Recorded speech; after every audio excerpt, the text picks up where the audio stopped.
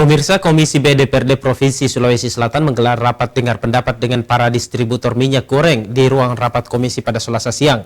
Rapat tersebut menghasilkan kesepakatan atau MOU dengan yang ditandatangani oleh seluruh distributor di Sulawesi Selatan. Yang kedua, sistem penyaluran distribusi. Menindaklanjuti kelangkaan minyak goreng di Sulawesi Selatan, Komisi B DPRD Provinsi Sulawesi Selatan, Bidang Ekonomi menggelar rapat dengar pendapat dengan Dinas Perdagangan, Satgas Pangan Polda Sulsel, Aprindo, 12 distributor, dan 4 produsen minyak goreng di Sulawesi Selatan pada Selasa siang. Rapat tersebut dilaksanakan dalam rangka membahas ketersediaan stok minyak goreng kemasan di Provinsi Sulawesi Selatan, yang dalam beberapa bulan terakhir mengalami kelangkaan di pasaran. Sugiarti Mangunkarim, selaku Wakil Ketua Komisi B DPRD Provinsi Sulawesi Selatan, sekaligus pimpinan rapat memaparkan hasil rapat dengar pendapat tersebut, di mana salah satu penyebabnya adalah kurangnya stok minyak yang didapatkan untuk Sulawesi Selatan, sehingga kelangkaan tidak dapat terhindarkan.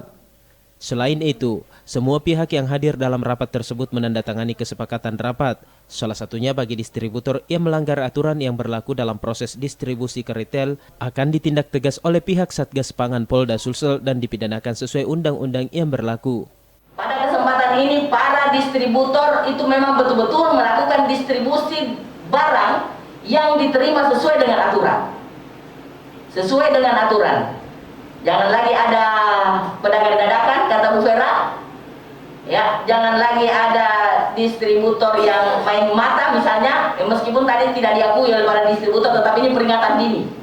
Peringatan dini dari kita semua bahwa jangan lagi ada yang main mata kepada para pelaku-pelaku ekonomi dadakan yang ada di luar sana yang memanfaatkan situasi ini.